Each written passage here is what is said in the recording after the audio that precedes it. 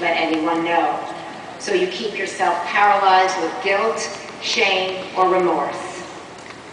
Maybe you've made mistakes as a parent or in your marriage, and you're afraid if you reach out and ask for help with it, people will find out that you're not the hot shot you're just sure they think you are. Maybe you're afraid that even your fears aren't worthy, that they're not big enough, scary enough, worth getting help for. Well, welcome to the club. But the question I believe that is in front of each and every one of us is this: how do we change that? We talk here at this conference about women being architects of change.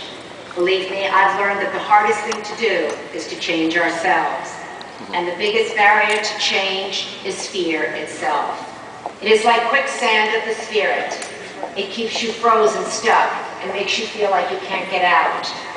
For years, I've had a quote from Eleanor Roosevelt over my desk that says, "You must do one thing every day that scares you." Well, this year, I've been trying to do just that. I've learned that if I want to do what I'm meant to do and be who I'm meant to be, I must be willing to step into my own fear. And at some point, if we want to get unstuck, we have to begin to name our fears to ourselves, to face them, and then to walk through them. It is only on the other side of that we meet our authentic self and become who we are meant to be. Maybe this might sound like just a bunch of words, but recognizing the role fear played in my own life came as a shock to me, because I'd always thought of myself as somewhat ballsy and frankly courageous. You see, I grew up in a family that put an enormous premium on courage, and I felt I constantly had to prove myself. The question in front of me was, could I ski down the Black Diamond Run with all my brothers? You betcha. Could I jump off a 50-foot cliff into the Colorado River below? No problem. Could I go live alone for 6 weeks in Tunisia at the age of 15 with no electricity, running water, and 4 men in my bed? No problem. Years later, I said sure when they asked me to do unscripted live television, even though I did not have a clue what I was doing. I went all over the world chasing news stories, meeting toe-to-toe with newsmakers. I thought I was courage on wheels. But the truth is, I now know that wasn't courage. Because except for a few moments or a fleeting stab of anticipation, I didn't really feel fearful at all. And if you don't feel fear, you don't need courage. It's when you're filled with fear that you need courage to walk on through.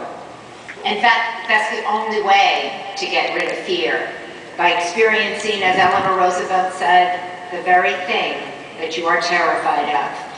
Then you can find out that the fear wasn't telling you the truth when it said you couldn't or shouldn't do something. You will discover that that was a lie, because you could and you should and then you did, and the fear just falls away.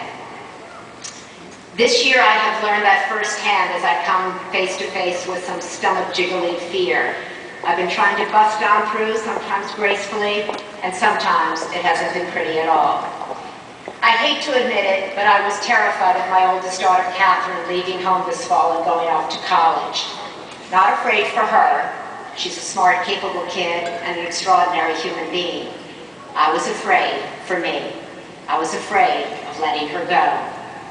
Now my other daughter, Christina, is getting ready to also go away to college as well. And she tells me weekly to brace myself and get out of the way. I'm trying, but I have to admit that I'm afraid of the unknown. I'm having to live with that fear. I'm having to learn how to keep my mouth shut. I'm learning how to be patient and just watch how it unfolds. Earlier this year, I published a book called Just Who Will You Be? That in many ways bared my soul. Before it came out, I have to admit I was terrified about what people would think of me presenting myself that way. But somehow I went ahead with it anyway, and I'm still here. And a really huge one for me had to do with this year's presidential primary season. Like many women, I was passionate about wanting this year to be the year we finally elect a woman president. After all,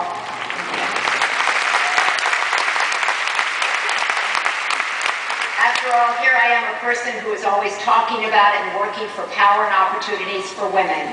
and I truly admired Hillary Clinton, and I have for years. This was, I believed, our moment. Then I found myself listening to Barack Obama. His language moved me, his story, his struggle for identity resonated with me. I identified with the importance he placed on his faith and with the language he used, talking about we and talking about unity. I had seen firsthand as a Democrat in a Republican administration how hard it is to bring people together. I identified with his call for a new kind of politics and his efforts to speak to people who are on the opposite side, to reach across the aisle and to bring people together here at home and around the world. So before long, I found myself torn between my head and my history on one side and my heart on the other. When I admitted that to myself, I was terrified. It scared me that I had been so certain, and now I had changed my mind. I felt somehow that I wasn't allowed to. I was scared to tell some of my friends who I knew would be disappointed in me.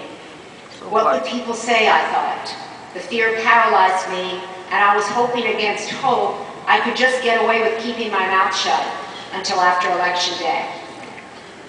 Well, then the California primary came upon us. Uh-oh, I thought to myself.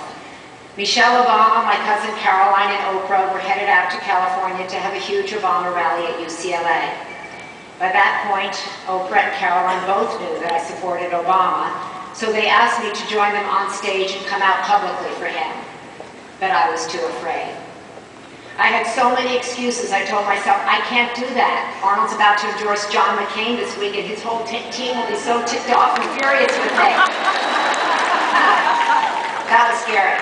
I thought, oh my God, I don't want to be seen as just another Kennedy jumping on the Obama bandwagon.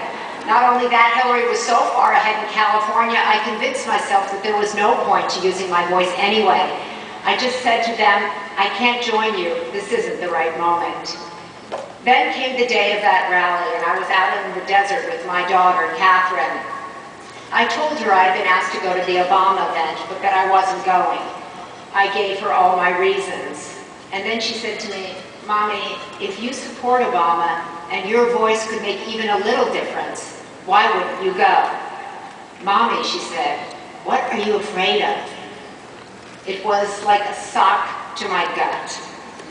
I felt disgusted that I didn't have the guts to stand up and say what was in my heart. And I realized that the only way to get the guts was to show up, stand up, and say what I believed.